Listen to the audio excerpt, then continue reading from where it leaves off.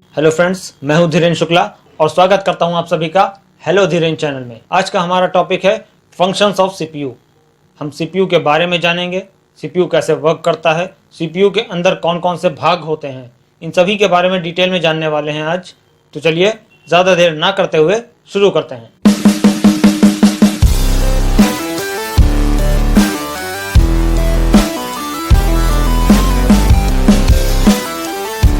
तो friends, CPU हमारे computer का ब्रेन कहलाता है। जिस तरह से हमारे शरीर में हमारा ब्रेन सबसे इम्पॉर्टेंट रोल प्ले करता है, उसी तरीके से हमारे कंप्यूटर का जो ब्रेन होता है, मस्तिष्क होता है, वो हमारा सीपीयू होता है।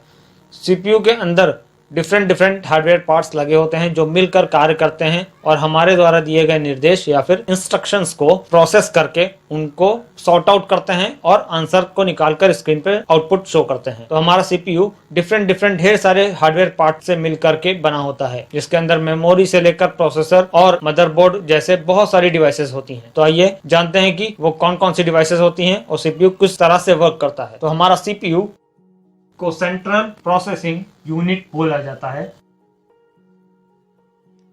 हमारे सीपीयू का फुल फॉर्म होता है सेंट्रल प्रोसेसिंग यूनिट। इसको 3 भागों में बांटा गया है। कौन कौन से हैं? पहला कंट्रोल यूनिट,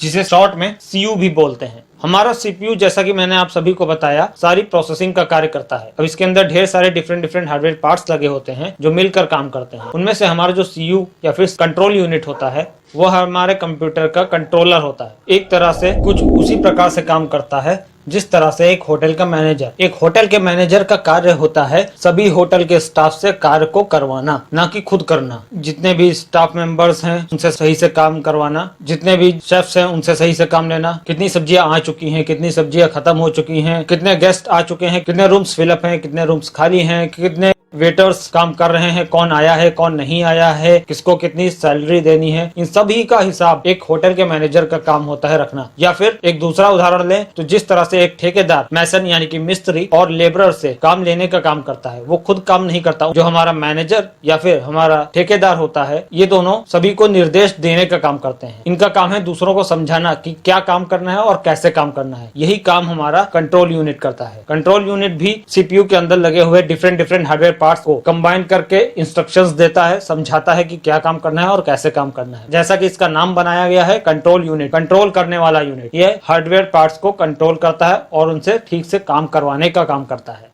सेकंड आता है हमारा arithmetic and logic unit, that means ALU।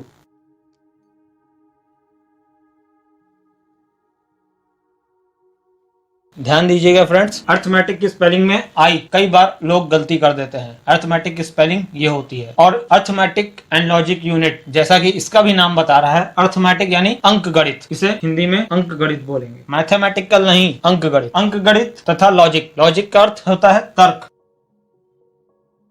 तर्क यानी कि लॉजिकल क्वेश्चन। तर्क वाले क्वेश्चंस ऐसे क्वेश्चंस होते हैं जिनका आंसर देने में हमें ज्यादा टाइम नहीं लगता। हमारा दिमाग फटाक से काम करता है और तुरंत आंसर मिलता है। जैसे कि इस शर्ट का कलर क्या है, अगर मुझे इसका आंसर मालूम है, मैं फटाक से इसका आंसर दूंगा। हमारे ब्रेन को ज्यादा सोचने में टाइम नहीं लगता है। ऐसे क्वेश्चन हमारे लॉजिकल क्वेश्चन कहलाते हैं।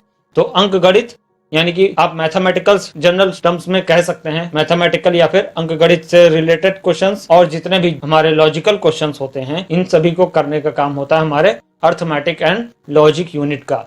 लॉजिक की जगह पर कई बार वेबसाइट्स और बुक्स में लॉजिकल वर्ड का भी यूज देख सकते हैं, तो उसे कोई ज्यादा फर्क नहीं पड़ता है। चाहे आप लॉजिक लिखें चाहे लॉजिकल लिखें, दोनों ही सही हैं। ये हमारे 2 पार्ट्स हुए। इसके अलावा हमारा थर्ड पार्ट होता है मेमोरी यूनिट,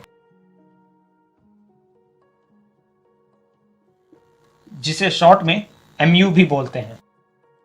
मेमोरी यूनिट, जैसा कि वर्ड बता रहा है मेमोरी, मेमोरी जितने भी कंप्यूटर में लगी हुई जितनी भी प्रकार की मेमोरीज होती हैं, आगे आने वाले वीडियोस में हम लोग डिस्कस करेंगे कि कितने प्रकार की मेमोरीज कंप्यूटर में वर्क करती हैं।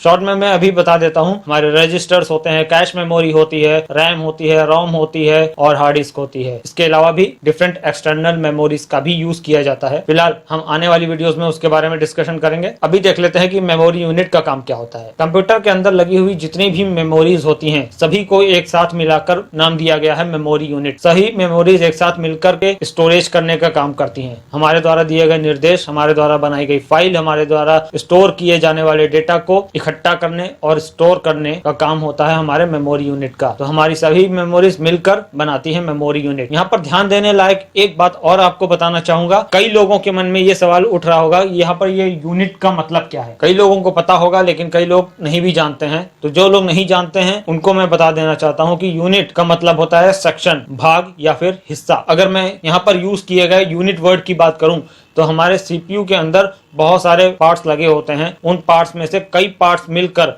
एक सेक्शन, कई पार्ट्स को मिलाकर एक नाम दिया गया जैसे कि कंट्रोल यूनिट। तो वो सभी पार्ट्स मिलकर एक साथ एक यूनिट या फिर सेक्शन बोले जाएंगे। उन सभी को एक साथ मिलाकर बोला गया है यूनिट। इसी तरह से हमारे जैसे कि हमारा एएलयू है तो अर्थमेटिक एंड लॉजिक यूनिट में केवल कोई एक भाग नहीं होगा, इसमें डिफरेंट डिफरेंट पार्ट्स मिलकर एक साथ कार्य करते हैं। उन सभी को एक साथ मिलाकर वर्ड या फिर नाम दिया गया है एएलयू। इसी तरह से मेमोरी यूनिट, इन सभी अलग अलग प्रकार की मेमोरीज को एक साथ मिलाकर एक नाम दिया गया है मेमोरी यूनिट, यानी मेमोरी वाला भाग या हिस्सा या सेक्शन। तो उम्मीद करता हूं कि आपको सीपीयू क्या होता है, इसके कौन कौन से पार्ट्स होते हैं और इनका क्या क्या कार्य होता है, ये सभी कुछ आपको अच्छे से समझ में आ गया होगा। अगर आपको अभी भी समझ में नहीं आया है या फिर किसी भी प्रकार का आप कोई क्वेश्चन पूछना चाहते हैं तो मेरे कमेंट सेक्शन में आप कमेंट करके जरूर बताएं। मैं पूरी कोशिश करूंगा आपके सभी सवालों का जवाब देने की। अगर आपको ये वीडियो पसंद आया हो तो लाइक और शेयर करना ना भूलें। चैनल पे नए हो तो चैनल को सब्सक्राइब जरूर करें। Thank you.